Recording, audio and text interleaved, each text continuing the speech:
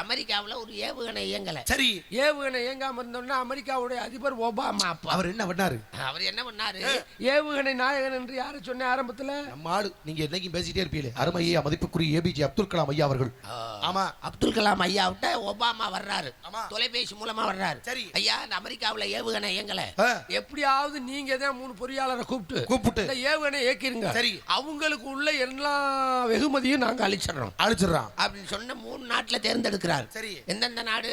India, Pakistan, Japan. அப்படி சொல்லு. 3 நாட்டு பொறியாளரை கூப்பிட்டு போங்கடா பிளைட்ல போங்க. சரி. எப்படியாவது அந்த ஏவுகணை இயக்கிருங்கன்ட்டார். இவங்க 3 பேர் பிளைட் ஏறி அமெரிக்காவுல போய் வெள்ளை மாளிகையில இறங்கிட்டாங்க.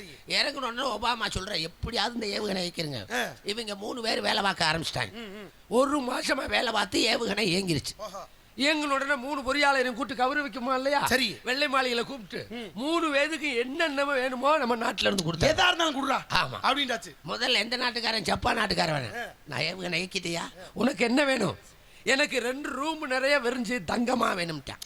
அவர் கேட்டது கொடுத்தாரா? உடனே அதிபர் 2 ரூம் நிறைய தங்கத்தை கொடுத்துட்டாங்க. கொடுக்கணும்ல. அப்புறம் என்னாச்சு? ரெண்டாவது பாகிஸ்தான்கார வராரு. என்னங்காச்சு? உனக்கு என்னையா வேணும்? என்ன வேணும்? எனக்கு 2 ரூம் நிறைய கரன்சி நோட்டு பணமா வேணும். கொடுத்தாரா இல்லையா? கொடுத்துட்டாரு. அப்படி சொல்லுங்க. கொடுத்தாச்சு. 3வது ஆள் யாரு? என்னங்க? நம்ம இந்தியாக்காரன். சரி. உனக்கு என்னையா வேணும்? எனக்கு தங்கமும் வேணாம், பணமும் வேணாம், அந்த 4 ரூமையும் பூட்டிட்டு சாவியை மட்டும் கொடுங்கட்டான். மொத்தத்துக்கு முடிஞ்சு போச்சு.